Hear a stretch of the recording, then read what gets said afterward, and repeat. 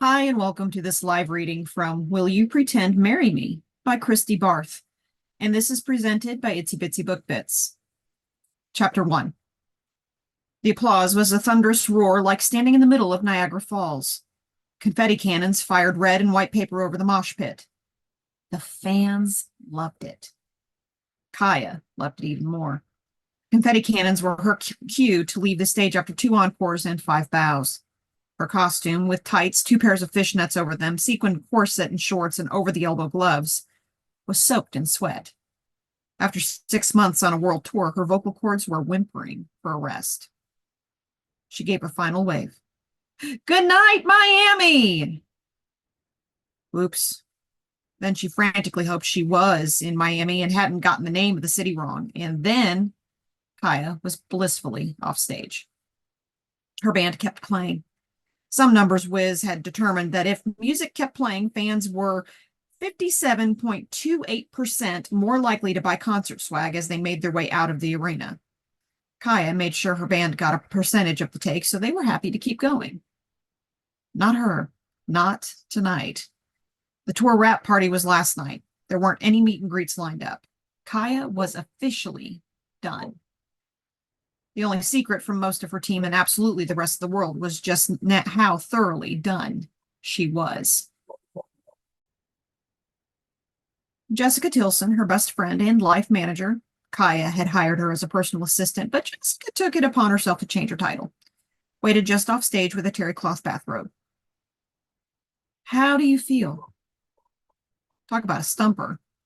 Tonight was the culmination of not only the tour, but the month of album release PR prior to it, the 8 weeks of recording and mixing, the month of rehearsals, and a solid 9 months of writing the songs for this album, after having rinsed and repeated all of those pieces for 5 previous albums. Kaia was burned out, worn out, wrung out.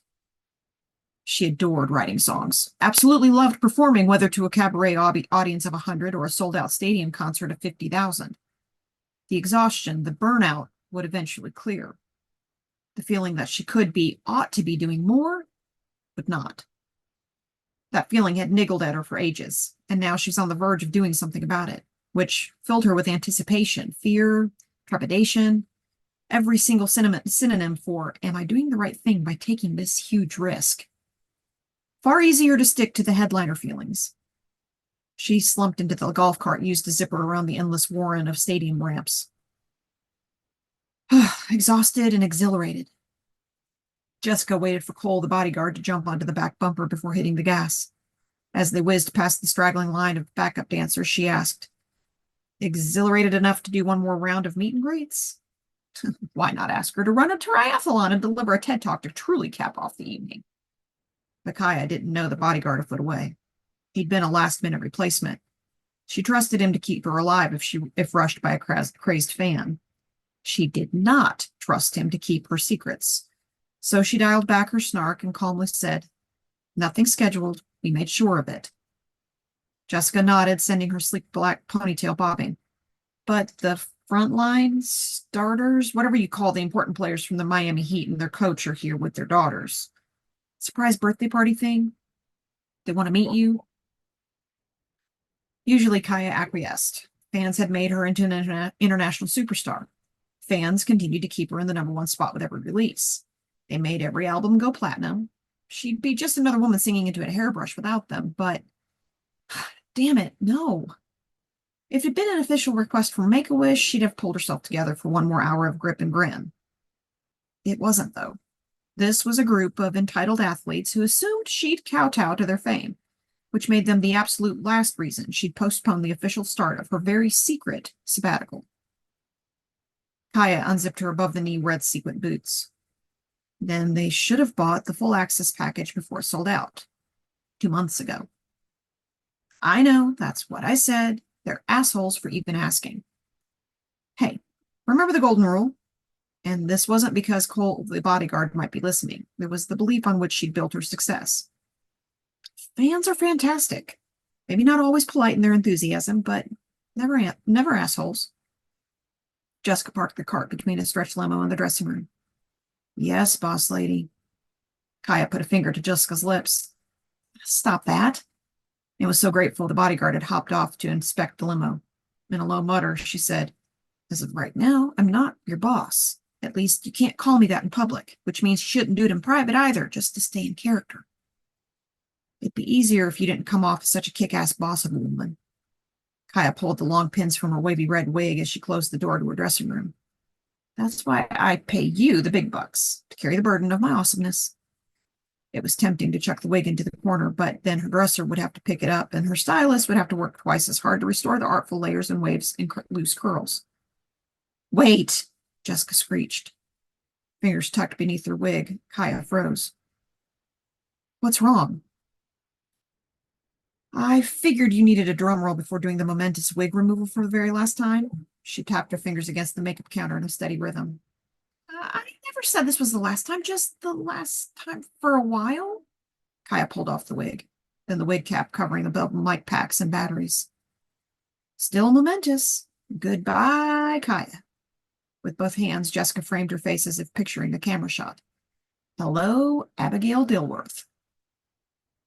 It sounded strange. Even the people who knew her real name never used it. It was easier to stick to Kaia all the time. No worries about confusion or accidental revelations. Thanks to having cultivated a secret double identity from the start of her career, nobody recognized her without the wig. And the bras with 2 extra cup sizes built in, along with 5-inch boots, 2 of those hidden as platforms within the shoes. Looking in a mirror at her pale, straight as a stick, blonde hair and barely there brows, Abigail barely recognized herself.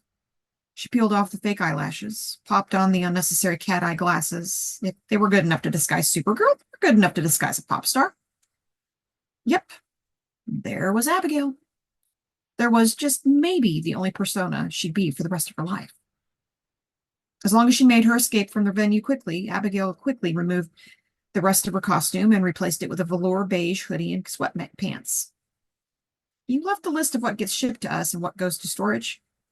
"On paper, on the counter, and in the cloud."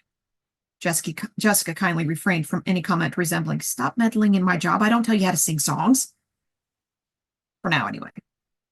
No doubt she'd rightfully poke at her about it when emotions weren't quite so raw. "Are you sure you want to bother with sending the whole Kaia get-up to Maine?" I don't want to. No, I want my time there to be entirely as Abigail Dilworth, student teacher. Small town, small school, small life. But you never know. Better to have a suitcase full of Kaia tucked in a closet than try to find a perfectly shaped red wig in a coastal vacation town." Jessica squinted her wariness about this whole transplant. "Hope that's not a harbinger of other things we can't find there. Hummus, coconut milk, Wi-Fi." "I think you're confused. I'm supposed to be the high maintenance star, not you." "I've grown accustomed to the good things on the fringes of your life, I'll admit." "You're the one who did all the research on Swan Cove. It's a vacation paradise for the wealthy in the summer. Yachts and mansions, cruise ship stop. I'm quite sure they have all those things. There's even a rare bookstore on their main street." I know. I'm not so much pre-complaining. I'm just, well, not so much a small town girl. What with the decidedly Asian genes very visible in my delicate features." Abigail hadn't thought about any potential pushback Jessica might encounter because of her ethnicity. They'd been enclosed in the bubble of fame and privilege together for the past 10 years. She steepled her hands with their ridiculously too long, too pointy, candy-striped fake nails right at her lips. "I'm so sorry. I should have thought through the worst-case scenario. I don't have the right to put you in a situation where you could encounter bigotry or a crushing lack of coconut milk." "Don't apologize. You're not kidnapping me. You're paying me exceedingly well to do far less than usual to accompany you on this 5-month adventure." Jessica shoved her tortoiseshell glasses up her nose. "I don't regret agreeing to go. I'm just nervous now that our flight leaves in a few hours." "Me too," Abigail admitted. It felt good to drop her facade of bravery and enthusiasm. This was her plan, her crazy idea. It seemed wrong to let even her best friend know that she had doubts. Unplugging their phones and tablets, Jessica said, "Don't placate me. I know you never get nervous." "I'm not performing," Abigail amended. "Being on stage, pretending to be Kaia is my comfort zone, but being myself with no one to hide behind, doing something radically new and different, that terrifies me." Being Abigail full-time felt as vulnerable as walking back into that still-packed stadium fully naked. Nobody had ever wanted Abigail Dilworth. Not her parents, Not a string of foster parents. Abigail had never been enough for anyone. What if she still wasn't? What if she didn't find a place to belong? If she couldn't fit in at a school? It wasn't just her career Abigail was attempting to change. It was her whole life. Jess threw all the electronics and chargers into a bag and opened the door. Is it mean to say I'm glad to hear that you're scared too? Nope. Because I'm glad that you're being nervous with me. So either we're equally mean or we're equally open and honest as good friends should be. Ooh, I like that spin. She leaned out the doorway. If security was doing their thing, there'd be nobody but their longtime limo driver for 50 feet in either direction. Coast is clear. Say goodbye to Kaia. Kaia looked around the dressing room with its 6 stunning bouquets, a rack of her 15 costumes for the show, boxes of Miami's most famous donuts. Did someone really expect her to eat 7 dozen donuts in one night? She'd worked herself to the bone to reach these stratospheric heights. She'd had a ton of fun along the way. But now it was time to focus on someone other than herself. On the future. Kids.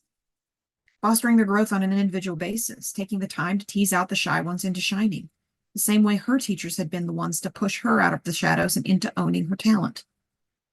Teaching ticked all the boxes for her. Interesting, challenging, always different, with a new set of students every year, and, most of all, rewarding. 1 semester of student teaching and she'd be certified. Then she'd have to decide which fork in the road to take. First, she needed that degree in hand. It was time to start the next mini chapter of her life. We assume there will be a gym in Swan Cove. There's a full gym in the basement of our rental mansion. Then there's only one thing left to do. Jess had tormented her with a description of the maple bacon and guava cheese donuts from the salty donut. Kaia grabbed that box and a dripping bottle of champagne from the silver ice bucket. Then she hustled straight into the limo without looking back. We're going to have ourselves a little party on that plane. And I won't have to hear you moaning in the morning about how your self-control deserted you. Nope. Abigail Dilworth has a positive body image and is aware that a celebration does not equal a slip of self-control. What on earth didn't you pick up the second box? Hang on. Jessica nipped back into the dressing room. Kaia, no. Abigail, only for the next 5 months, smiled as she took her first bite. It tasted like a rainbow of possibilities, topped with maple.